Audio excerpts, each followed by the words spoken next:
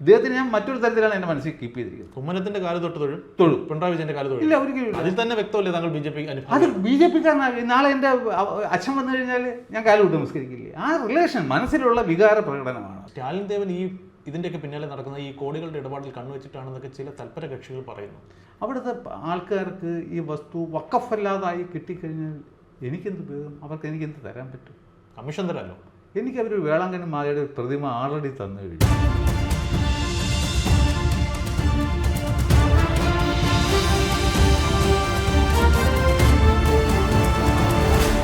മുൻപത്തെ യാഥാർത്ഥ്യങ്ങൾ തിരിച്ചറിയാൻ ആരും സഞ്ചരിക്കാത്ത വഴിയിലൂടെ ഒരു ഭ്രാന്തനെ പോലെ സഞ്ചരിച്ച സ്റ്റാലിൻ ദേവന്റെ കഥകളാണ് നമ്മൾ കഴിഞ്ഞ അധ്യായത്തിൽ പറഞ്ഞത്. പക്ഷേ ഈ അധ്യായത്തിൽ എനിക്ക് ചോദിക്കാനുള്ളത്, അവിടെ താങ്കൾ എന്താണ് കണ്ടെത്തിയത്? മുൻപ് വിഷയം ഇടപെടുന്നതിന് മുമ്പ് നമ്മൾ ആലോചിക്കേണ്ടത്, ഇപ്പം നമ്മളായിരുന്നു ആ സ്ഥാനത്ത് ആയിരുന്നെങ്കിൽ എന്തായിരുന്നു നമ്മുടെ അവസ്ഥ? അതായത് നമ്മുടെ അപ്പൂപ്പനായിട്ട് നമുക്ക് കിട്ടി സ്വായത്തമാക്കിയ ഭൂമിയിൽ നമ്മൾ വീടുമൊക്കെ വെച്ച് സ്വസ്ഥമായിട്ട് കഴിയുന്നു, നമ്മുടെ കുട്ടികളുടെ ഭാവിയൊക്കെ സ്വപ്നം കാണുന്നു. ആ അവസ്ഥയിൽ ഒരു മൂന്നാം കക്ഷി വന്നിട്ട് പറയുന്നത് ഇറങ്ങടാ ഇത് ഞങ്ങളേതാണ് എന്ന് പറയുമ്പോൾ നിസ്സഹായരായി നോക്കി നിൽക്കേണ്ടി വരുന്ന ഒരു അവസ്ഥ. ആ അവസ്ഥയിൽ നിന്നുകൊണ്ട് നമ്മൾ മുൻപത്തെ കണ്ടാൽ മാത്രമേ അതിൻ്റെ ഗ്രാവിറ്റി നമുക്ക് മനസ്സിലാക്കാൻ സാധിക്കൂ. മനസ്സിലായി. അപ്പോൾ ആദ്യം പറഞ്ഞതുപോലെ വഖഫ് ആദ്യം എന്താണെന്ന് പഠിക്കുന്നു, എന്താണ് ഈ കാര്യമെന്ന് മനസ്സിലാക്കി. ശരി, അള്ളാഹുവിന് കൊടുക്കുന്ന പെർമനൻ്റ് ദാനമാണ്. അതിൻ്റെ ചരിത്രത്തിലേക്ക് പോയി വന്നപ്പോൾ സാധാരണഗതിയിൽ ഒരു നല്ല മുസ്ലിം അല്ലേ ഒരു വഖഫ് ഉണ്ടാക്കും? തീർച്ചയായും. ഇവിടെ എനിക്ക് മനസ്സിലായത്, 1 സെൻറ്റ് വസ്തു പോലും സ്വന്തമായിട്ട് ഇല്ലാതിരുന്ന ഒരു വ്യക്തി സർക്കാർ പാട്ടത്തിന് കൊടുത്തിരുന്ന വസ്തുവിനെ അടിച്ചു മാറ്റി അതിനുശേഷം ഒരു വ്യാജമായ ഡോക്യുമെൻ്റ് എഴുതി അള്ളാഹുവിലേക്ക് കൊടുക്കുന്നു. പക്ഷേ പേര് മാത്രം വഖഫ് ഡീഡ് എന്ന് എഴുതിയിട്ട് ഒരു വഖഫിന് ഉണ്ടാകാൻ പാടില്ലാത്ത എല്ലാ കാര്യങ്ങളുമാണ് ആ ഡീഡിൽ എഴുതി വെച്ചത്. കാരണം ഭാവിയിൽ തിരിച്ചെൻ്റെ മക്കളിലേക്ക് വരുമെന്നൊക്കെ. അള്ളാഹുവിനുള്ള പെർമനന്റ് ഡെഡിക്കേഷൻ ഉണ്ട്. പിന്നെ തിരിച്ചു വരുന്ന ക്വസ്റ്റ്യനെ ചോദിക്കുന്നില്ല. അങ്ങനെയാണ്. അപ്പോൾ കൊടുക്കുമ്പോഴേ എഴുത്ത് ഭാവിയിൽ എന്നിലേക്ക് തിരിച്ചു വരുമെന്ന് പറയുമ്പോൾ അവിടെ തന്നെ ഇത് കോടതിയിൽ പോലും അപ്പോഴും തീരുമാന കേസ്. ശരി. അപ്പോൾ അതാണ് ദാറ്റ് ഈസ് നോട്ട് എ വഖഫ് എന്ന് പറഞ്ഞ് നമുക്ക് അവസാനിപ്പിക്കാം. മുൻപത്തെ സിദ്ദിഖ് സെട്ട് അങ്ങനെയാണ് ഒരു പ്രമാണം എഴുതിയത്, അതൊരു വഖഫ് അല്ല. അത് ആണ്. പിന്നെ സിദ്ദിഖ് സെട്ടിൻ്റെ വസ്തു ആയിരുന്നെങ്കിൽ പോലും അദ്ദേഹം കൊടുത്തൊരു ഗിഫ്റ്റ് ഡീഡാണ്. അതിൻ്റെ അടിസ്ഥാനത്തിൽ ഇപ്പോൾ ഞാൻ അനീഷ് മോഹനത്തിന് ഒരു ഗിഫ്റ്റ് ചെയ്തു, നിങ്ങൾ ഇഷ്ടം പോലെ ചെയ്യുന്നു. അങ്ങനെ ഫറൂഖ് കോളേജ് വന്നിട്ട് ഇവർക്കത് തിരിച്ചു വിൽക്കുന്നു. സോ അത് അവർ തന്നെയാണ് എൻ്റെ ബോണഫൈഡി പർച്ചേസേഴ്സും ഓണേഴ്സും ടൈറ്റിൽ ഹോൾഡേഴ്സും. എന്നായാലും അവർക്ക് അതിൻ്റെ അവകാശം തിരിച്ചു കിട്ടും. പിന്നെ അനാവശ്യമായിട്ട് ആ പാവങ്ങളെ ദ്രോഹിക്കാൻ പറ്റും എന്ന് മാത്രം. ഇപ്പോൾ മുൻപത്തെ കാര്യങ്ങൾ താങ്കൾ പറഞ്ഞു. നാളെ ഇത് നമ്മുടെ ഭൂമിയിൽ നടക്കില്ല അല്ലെങ്കിൽ നടക്കും എന്നൊരാൾ സംശയിച്ചാൽ താങ്കൾ എന്തായിരിക്കും അയാളോട് പറയുക? അല്ല, ഇനി ഈ പുതിയ വഖഫ് ഭേദഗതി നിയമം വന്നതോടുകൂടി അങ്ങനെയുള്ള എല്ലാ വ്യവസ്ഥകളും മാറ്റി ഇനി വഖഫ് ബോർഡിന് അങ്ങനെ ഒരു ക്ലെയിം ഉന്നയിക്കാൻ സാധിക്കില്ല. അഥവാ വഖഫ് ബോർഡിന് എന്തെങ്കിലും പരാതി ഉള്ള പക്ഷം അവർക്ക് വഖഫ് ട്രൈബ്യൂണലിൽ പോയിട്ട് സ്വയമായിട്ട് തീരുമാനിക്കുകയില്ല, വഖഫ് ട്രൈബ്യൂണലിൽ പോയി ഒരു ഒറിജിനൽ ആപ്ലിക്കേഷൻ കൊടുക്കാം. നമ്മളെ എതിർകക്ഷിയായിട്ട് അവിടെ വഖഫ് ട്രൈബ്യൂണലായിരിക്കും ആ കാര്യത്തിൽ ഒരു തീരുമാനം എടുക്കുക. നിയമം പാസ്സായി, പക്ഷേ അതിൻ്റെ റൂൾസും കാര്യങ്ങളൊക്കെ ഇനി ഉണ്ടാക്കി എടുക്കേണ്ടതുണ്ട്. ചട്ടങ്ങളൊന്നും ആയിട്ടില്ലല്ലോ, അതിൻ്റെ പ്രോസസ്സ് നടന്നുകൊണ്ടേയിരിക്കുന്നുള്ളൂ. എന്നാലും താങ്കൾ പറയുകയാണ് മുൻപത്തെ പ്രശ്നം അല്ലെങ്കിൽ വഖഫ് റിലേറ്റഡ് ആയിട്ട് കേരളത്തിലെ അല്ലെങ്കിൽ ഇന്ത്യയിലെ ജനങ്ങൾ നേരിടുന്ന പ്രശ്നവും ഭീഷണിയും ഒക്കെ എന്നേക്കുമായി ഒഴിഞ്ഞു എന്നാണ് താങ്കൾ പറയുന്നത്. അതെ, തീർച്ചയായിട്ടും. താങ്കൾ മുൻപ് വിഷയത്തിലേക്ക് ഇടപെട്ടത് തികച്ചും ഒരു അക്കാഡമിക് ഇൻട്രസ്റ്റ് ഉണ്ടാണെന്ന് നേരത്തെ പറഞ്ഞു വെച്ചു. ശരിക്കും ആ അക്കാഡമിക് ഇൻട്രസ്റ്റിൻ്റെ പിന്നാലെ താങ്കൾ പോകുന്നു, പിന്നീട് താങ്കൾ മുൻപത്തെക്കുറിച്ച് പഠിക്കുന്നു, ഗവേഷണം നടത്തുന്നു, മുൻപത്തെ സമരസമിതിയോടൊപ്പം ചേരുന്നു, അവരിൽ ഒരാളായി അവരോടൊപ്പം സഞ്ചരിക്കുന്നു, താങ്കൾ കുറേയധികം ആക്ടിവിറ്റീസിൽ ഏർപ്പെട്ടു. അങ്ങനെയാണ് താങ്കളെ പൊതുസമൂഹം അറിയുന്നതും അതുകൊണ്ടാണ് താങ്കൾ ഇന്ന് എൻ്റെ മുന്നിൽ ഈ കസേരയിൽ ഇരിക്കുന്നതും. ഇനി മുൻപ് വിഷയത്തിൽ താങ്കൾ ഇടപെട്ടതുകൊണ്ട് താങ്കൾക്ക് കുറേയധികം ഭീഷണികൾ ഉണ്ടായി അല്ലെങ്കിൽ താങ്കളുടെ കുറേ ആൾക്കാർ ശത്രുപക്ഷത്ത് കാണുന്നു എന്ന് കേൾക്കുന്നു, ശരിയാണോ? ഞാനിത് വെറുതെ ഇടപെട്ടതല്ല. കാരണം എനിക്ക് താല്പര്യമുള്ള സബ്ജക്റ്റാണ്. നിയമമുണ്ട്, പഴയ കാര്യങ്ങൾ പഠിക്കാനും. പെട്ടെന്നൊന്നും 1948 പ്രമാണമൊക്കെ എടുത്ത് ഇപ്പം അതിൻ്റെ ഫോട്ടോസ്റ്റാറ്റ് കോപ്പി എടുത്തു കഴിഞ്ഞാൽ ഒരു പ്രമാണം വായിച്ചെടുക്കാൻ 3 പ്രമാണം വായിച്ചെടുക്കാൻ 3 മാസം എടുത്തു. അത്ര ബുദ്ധിമുട്ടാണ്. അപ്പോൾ എനിക്കിതൊക്കെ പറ്റും, എൻ്റെ ടൈം പാസുമാണ്. അതുകൊണ്ട് ഇതിൽ ഇടപെടാമെന്ന് വിചാരിച്ചിട്ടാണ് ഞാൻ ഇതിൽ പോയത്. അപ്പോൾ വഖഫ് ബോർഡ് 404.76 ഏക്കർ വസ്തു എന്ന് മുൻപത്തെന്ന് പറയുമ്പോൾ എത്ര കോടിയുടെ ആസ്തിയാണ്. അപ്പോൾ അങ്ങനെ അവരുടെ താല്പര്യങ്ങൾക്ക് വിരുദ്ധമായി ഒരു വ്യക്തി ശക്തമായി ഇടപെടുന്നു എന്ന് കാണുമ്പോൾ സ്വാഭാവികമായിട്ടും അവർക്ക് എന്നോടൊരു ശത്രുത കാണണ്ടേ. എന്നോട് ഇതുവരെ ആരും പ്രകടിപ്പിച്ചിട്ടില്ല. ഈ മുൻപത്ത് നടക്കുന്നത് റിയൽ എസ്റ്റേറ്റ് കച്ചവടമാണ്, കോടികളുടെ ഇടപാടാണ് അവിടെ നടക്കുന്നത്. സ്റ്റാലിൻ ദേവൻ ഇതിൻ്റെയൊക്കെ പിന്നാലെ നടക്കുന്ന ഈ കോടികളുടെ ഇടപാടിൽ കണ്ണുവെച്ചിട്ടാണെന്നൊക്കെ ചില തൽപര കക്ഷികൾ പറയുന്നു. അവിടുത്തെ ആൾക്കാർക്ക് ഈ വസ്തു വഖഫല്ലാതായി കിട്ടിക്കഴിഞ്ഞാൽ എനിക്കെന്ത് ഉപയോഗം? അവർക്ക് എനിക്കെന്ത് തരാൻ പറ്റും? കമ്മീഷൻ തരാമല്ലോ. എനിക്ക് അവർ വേളാങ്കണ്ണി മാതയുടെ പ്രതിമ ആൾറെഡി തന്നു കഴിഞ്ഞു. അത് തന്നെ ധാരാളം. പിന്നെ കമ്മീഷൻ ഇനി അവർ ഈ പറഞ്ഞതൊക്കെ ഇനി എത്ര കൊണ്ടുവന്നാലും 5 പൈസ പോലും ഞാൻ വാങ്ങിക്കും. താങ്കൾ വാങ്ങില്ല. വാങ്ങണമെങ്കിൽ സെക്രട്ടേറിയറ്റിൽ ഇരുന്ന് വാങ്ങാമായിരുന്നു. പക്ഷേ താങ്കളെ എതിർക്കുന്ന ആൾക്കാർ പറയുന്നത് ഇവിടെ വലിയ കോടിക്കണക്കിന് രൂപയുടെ റിയൽ എസ്റ്റേറ്റ്, ഈ പല റിസോർട്ട് മാഫിയക്കാരുടെ കയ്യിൽ പല ഭൂമിയുണ്ട്. ഇപ്പോൾ ഇതിൽ ബാധിക്കപ്പെട്ടവരുടെ കൂട്ടത്തിൽ അവരുമുണ്ട്. നാളെ ഇതിനെല്ലാം ഒരു പരിഹാരം ഉണ്ടാക്കി പഴയ സ്ഥിതി തുടർന്നാൽ, അവർക്ക് ഈ ഭൂമിയുടെ കൈവശാവകാശം തിരികെ ലഭിച്ചാൽ, അവർക്ക് നാളെ വേണമെങ്കിൽ ഇത് വിൽക്കുകയോ ഇവിടെ ബിസിനസ് ചെയ്ത് കോടികൾ ഉണ്ടാക്കുകയൊക്കെ ചെയ്യാം. അതിൽ നിന്നൊരു വിഹിതം താങ്കൾക്ക് തരും. താങ്കളുമായിട്ട് എന്തോ അതിനു മുമ്പ് സർക്കാരിന് ഇതൊക്കെ പരിശോധിക്കാമല്ലോ. അവരൊക്കെ അങ്ങനെ എൻക്രോച്ച് ചെയ്തിട്ടുണ്ട്. ഇതിപ്പോൾ വഖഫ് ബോർഡുമായിട്ടുള്ള പ്രശ്നമല്ലേ. സർക്കാരിൻ്റെ വസ്തുവിൽ എൻക്രോച്ച് ചെയ്തു എന്ന് അവർക്ക് തോന്നുന്നു എങ്കിൽ സർക്കാരിന് ഇടപെടാമല്ലോ. അതിൽ ഇടപെട്ടിട്ട് ഇത് അവരിൽ നിന്ന് വസ്തു പിടിച്ചെടുക്കാമല്ലോ. സർക്കാർ എന്നെ കുറ്റം പറയേണ്ട ആവശ്യം എന്തോ? എനിക്ക് എന്ത് ചെയ്യാൻ പറ്റും? സർക്കാരിന് അത് ഏറ്റവും വലിയ അധികാരം കൈയിരിക്കുകയില്ലേ. ഇവർ എൻക്രോച്ചേഴ്സ് ആണോ അല്ലയോ എന്ന് തീരുമാനിക്കേണ്ടത് സർക്കാരാണ്, വഖഫ് ബോർഡല്ല. അപ്പോൾ ഈ താല്പര്യമുള്ളവരായിരിക്കും ആക്ഷേപങ്ങൾ ഉന്നയിക്കുന്നത്. അവരുടെ ആക്ഷേപങ്ങളായി തന്നെ കാണാം. പക്ഷേ ഈ കൂട്ടത്തിൽ എവിടെയോ കേട്ടൊരു കാര്യം, സ്റ്റാലിൻ ദേവൻ BJP-കാരുടെ സ്വന്തം ആളായിട്ടാണ് ഈ മുനമ്പത്ത് അവതരിച്ചിരിക്കുന്നത്. ഈ സ്റ്റാലിൻ ദേവൻ എന്തൊക്കെ വെസ്റ്റഡ് ഇൻട്രസ്റ്റ് ഉണ്ട് ഇൻ മുനമ്പം പ്രോസ്പെക്റ്റ് എന്ന് പറയുന്നു. താങ്കൾ BJP-കാരുടെ ആളാണോ? ഞാൻ BJP-കാരനാണെങ്കിൽ ഞാൻ അത് ഒളിച്ചു പറയും. ഞാൻ BJP-കാരൻ. ഞാൻ ഒരു രാഷ്ട്രീയ പാർട്ടിയും ചേർത്തതിൻ്റെ ഒറ്റ കാരണം എനിക്ക് ഭരണഘടന തരുന്ന അഭിപ്രായ സ്വാതന്ത്ര്യമാണ്. ഞാൻ നാളെ BJP-കാരൻ അല്ലെങ്കിൽ നാളെ കമ്മിയായി അല്ലെങ്കിൽ കൊങ്ങി ഒക്കെ ആയിക്കഴിഞ്ഞാൽ അവർ ഇത് കാണിക്കുന്ന എന്ത് തെറ്റിദ്ധരത്തിനെയും നമ്മുടെ ചാനൽ ചർച്ചയിൽ കാണുമ്പോൾ വന്നിട്ട് ന്യായീകരിക്കേണ്ടി വരും, മെഴുകേണ്ടി വരും. അതുകൊണ്ട് മാത്രമാണ് ഞാൻ ഒരു രാഷ്ട്രീയ പാർട്ടിയിലും ചേരാത്തതും. സെക്രട്ടറിയിലും അവിടെ എന്തോ സംഘം ഉണ്ടായിരുന്നു, ഞാൻ ചേർന്നിട്ടില്ല. കാരണം ഞാൻ എപ്പോഴും എൻ്റെ മരണം വരെ എൻ്റെ അഭിപ്രായങ്ങൾക്ക് വില കൊടുക്കുന്ന ഒരു മനുഷ്യനാണ്. അല്ലാതെ ഏതെങ്കിലും രാഷ്ട്രീയ പാർട്ടി ചെയ്യുന്ന തെറ്റുകളുടെ അതിന് ഓശാന പാടാൻ എന്നെ കിട്ടത്തില്ല. അതുകൊണ്ട് ഞാൻ BJP-കാരനാണെങ്കിൽ എന്നെ നിങ്ങളുടെ തന്നെ ചാണകസംഖ്യയിൽ വിളിച്ചാൽ പോലും ഞാൻ BJP ആണെന്ന് പറയുമായിരുന്നു. ഇപ്പോൾ ഞാൻ BJP-കാരനല്ല.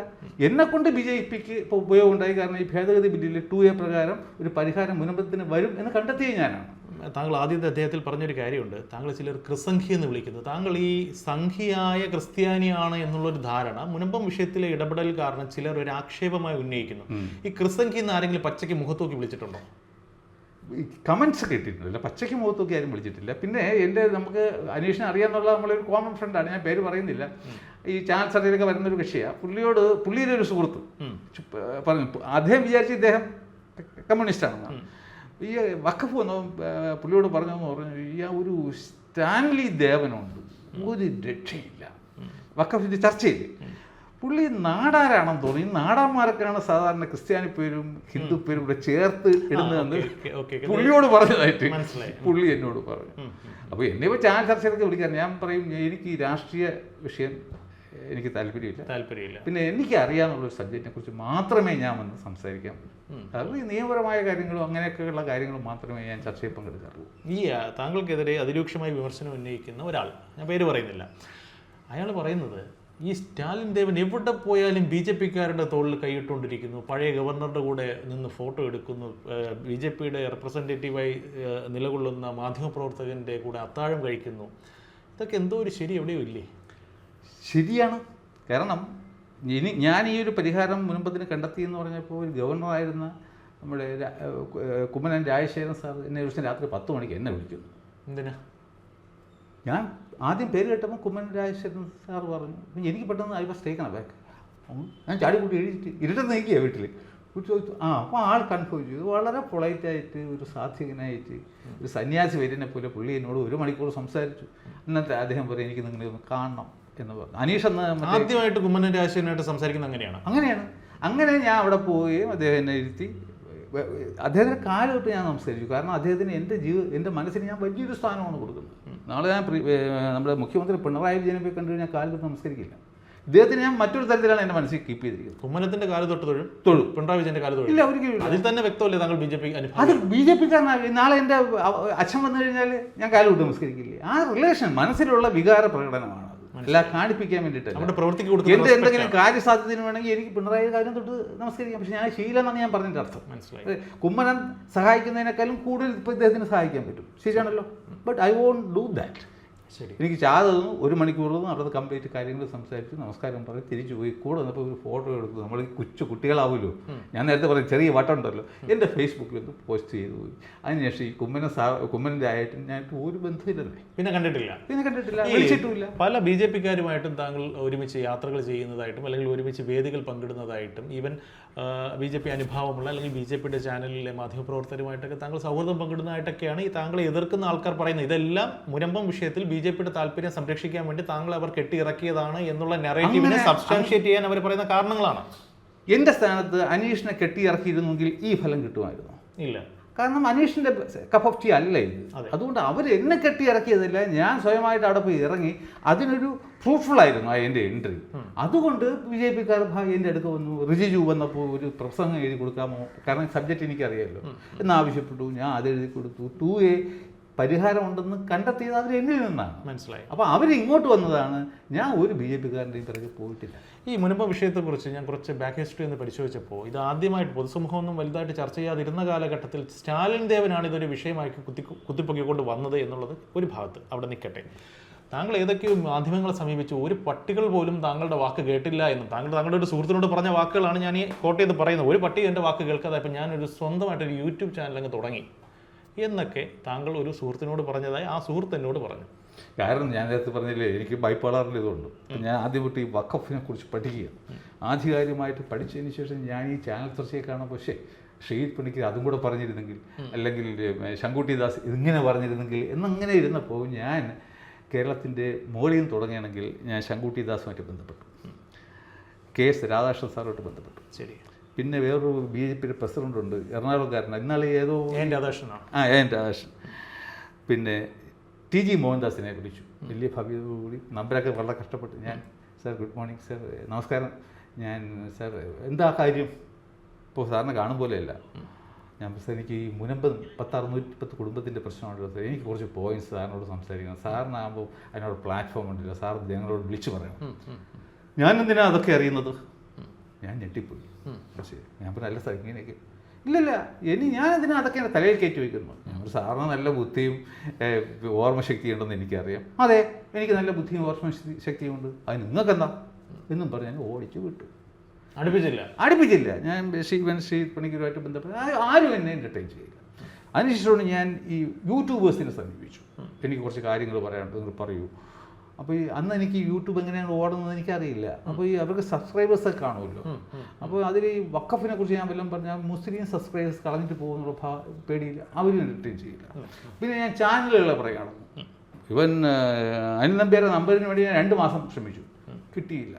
അങ്ങനെ ഇരുന്നിട്ടാണ് ഈ ഷാജൻ എസ്കറിയെ ഞാനോട്ട് ഒരു ബന്ധം നേരെ ഉണ്ട്. അപ്പോൾ ഞാൻ പുള്ളിയോട് പറഞ്ഞു, അപ്പോൾ പുള്ളി പറഞ്ഞു നമ്മളിതൊക്കെ ഇഷ്ടം പോലെ കൊടുത്തില്ലേ, പിന്നെ നിങ്ങളെന്തിനാണ് വീണ്ടും മുനമ്പെന്ന് പറയും, എൻ്റെ പിറകെ വരുന്നത്. ഞാൻ പറഞ്ഞു അതല്ല സാർ, എനിക്ക് കുറച്ച് പ്രത്യേക കാര്യങ്ങൾ പറയാനുണ്ട്. അങ്ങനെയാണ് അനീഷിനെ ഡയറക്റ്റ് ചെയ്തത്. നമ്മൾ ആദ്യമായിട്ട് സെപ്റ്റംബർ മാസം 18-ാം തീയതി ഒരു ഇൻ്റർവ്യൂ കൊടുത്തത്. അപ്പോൾ അന്ന് ഞാൻ അനീഷിനോട് പറഞ്ഞു 100% ഈ ഭേദഗതിയിലെ ഒരു സെക്ഷൻ പോലും നമ്മുടെ സുപ്രീം കോടതി ഇടപെട്ട് സ്റ്റേ ചെയ്യില്ല. പക്ഷേ നമ്മുടെ NK പ്രേമേന്ദ്രൻ അന്ന് പിന്നെ പാർലമെൻറ്റിൽ പറഞ്ഞത് ആർട്ടിക്കിൾ 13(2) പ്രകാരം ആരെങ്കിലും കോടതിയിൽ പോയി കഴിഞ്ഞാൽ അവിടെ ഇതിനെ വലിച്ചേറി കളയുമെന്നാണ്. ഇപ്പോൾ എന്ത് സംഭവിച്ചു? 1 വർഷം കഴിഞ്ഞപ്പോൾ മനസ്സിലായി. അപ്പോൾ അതായിരുന്നു. അങ്ങനെയാണ് സ്വന്തമായിട്ടൊരു യൂട്യൂബ് ചാനൽ. അങ്ങനെയാണ് ഞാൻ ഇങ്ങനെ ഗർഭിണികളെ പ്രസവവേദന ഗർഭിണികളൊക്കെ പോലെ ഓടി നടന്ന പണിയിട്ട് മോള് പറഞ്ഞു, അച്ഛൻ ഞാൻ ഒരു കാര്യം ചെയ്യാം, ഞാൻ അച്ഛൻ്റെ യൂട്യൂബ് ചാനൽ ഉണ്ടാക്കിത്തരാം, അച്ഛന് പറയാനുള്ളതൊക്കെ അവിടെ നിന്ന് പറയും, ആരും കാണുകയോ കാണാതിരിക്കുകയോ ഒക്കെ ചെയ്യട്ടെ. അങ്ങനെ തുടങ്ങിയ ഒരു ചാനലാണ്. ഇപ്പോൾ 11,000 ഞാൻ നിരന്തരം ചെയ്യാറില്ല. ശരി. അങ്ങനെ മുനമ്പം വിഷയം ജനങ്ങൾക്ക് മുന്നിലേക്ക് എത്തിക്കാൻ വേണ്ടിയിട്ട് താങ്കൾ ഒരു യൂട്യൂബ് ചാനൽ തുടങ്ങി. പക്ഷെ അവിടെ നിന്ന് അങ്ങോട്ട് മുനമ്പം വിട്ടിട്ട് താങ്കൾ ഈ കോടതി വിധികളോട് വല്ലാത്തൊരു ഒബ്സഷനോട് കൂടി മുന്നോട്ട് പോകുന്നതായി കണ്ടിട്ടുണ്ട്. എന്താണ് അതിൻ്റെ വെച്ചാൽ ഞാൻ എയർഫോഴ്സിൽ വന്നപ്പോൾ എനിക്ക് നിയമവും കാര്യങ്ങളും പറഞ്ഞു കണ്ട് ഒന്നും അറിയില്ലല്ലോ. അപ്പോൾ ഇവിടെ വന്നപ്പോൾ തന്നെ എനിക്ക് നല്ലൊരു ലീഗൽ ആപ്റ്റിറ്റ്യൂഡ് ഉണ്ട് എന്ന് വിളിച്ചെത്ത് വന്ന ഒരു കാര്യമായിരുന്നു. എൻ്റെ അച്ഛൻ കൊടുത്തിട്ട് പോയ ഒരു സമൂഹത്തിന് വേണ്ടി ഒരു പണിമൂല ഭഗവതി ക്ഷേത്രത്തിന് ഒരു കേസ് കൊടുത്തിരുന്നു. അത് ഹൈക്കോടതിയിൽ നടത്തേണ്ടി വന്നു. പിന്നെ എൻ്റെ വൈഫ് വർക്ക് ചെയ്തിരുന്ന ഒരു എയ്ഡഡ് സ്കൂളായിരുന്നു, എൻ്റെ വീട്ടിൽ തൊട്ടപ്പുറത്താണ്. അവിടുത്തെ മാനേജർ ഞാനുമായിട്ട് 3 സിവിൽ കേസും ഒരു 5ഓളം ക്രിമിനൽ കേസും ഒക്കെ ആയി. ഞാൻ പ്രതികരിക്കുന്ന ഒരു വ്യക്തിയാണ്. നിയമപരമായി മാത്രം കാര്യങ്ങൾ നടക്കണമെന്ന് ആഗ്രഹിക്കുന്ന ഒരു വിഡ്ഢിയാണ് ഞാൻ, സത്യം പറഞ്ഞു കഴിഞ്ഞാൽ. മനസ്സിലായില്ലേ? അപ്പോൾ ഇങ്ങനെ എനിക്ക് താല്പര്യമുള്ള സബ്ജക്റ്റുമായപ്പോൾ ഞാൻ എന്ത് ചെയ്തു, ഞാൻ ആരാധിച്ചിരുന്ന മനുഷ്യൻ നവാബ് രാജേന്ദ്രനായിരുന്നു. പുള്ളിയുടെ ഫോട്ടോ എൻ്റെ വീട്ടിൽ വെച്ചിട്ടാണ്, ദൈവത്തിൻ്റെ സ്ഥാനത്ത് വെച്ചിട്ടാണ് 3 വർഷത്തോളം വിളക്ക് കൊടുത്തിരുന്നത്. അപ്പോൾ അദ്ദേഹം ഇങ്ങനെ എൻ്റെ ആവേശിക്കുകയാണ്. ഞാൻ ഇത് പഠനമായിട്ട് മുന്നോട്ട് പോകുന്നു. അവസാനം കേസുകൾ ബഹളമായി. എന്നിട്ടാണ് എൻ്റെ മകൾ ഒരു ദിവസം എടുത്ത് നവാബിനെ കൊണ്ട് വളക്കൊഴി കളഞ്ഞു. ഞാൻ ഉച്ചയ്ക്ക് വന്നു. മനസ്സിലായില്ലേ? അത്ര ഞാൻ അഡമന്റ് ഫാനായിരുന്നു ഞാൻ നവാബ് രായ. ചുരുക്കം പറഞ്ഞാൽ സ്റ്റാലിൻ ദേവനിലെ ശല്യക്കാരനായ വ്യവഹാരി അവിടെയാണ് തുടങ്ങിയത്. അതിനുശേഷം പറ്റിയത് കേരളം ആദ്യമായിട്ട് ഹൈക്കോടതിയിലെ സീനിയർ അഡ്വക്കേറ്റായിട്ട് ഡെസിഗ്നേറ്റ് ചെയ്ത വെങ്കട സുബ്രഹ്മണ്യർ, കേരളത്തിലെ ഏറ്റവും നല്ല പ്രഗത്ഭനായ സിവിൽ ലോയർ.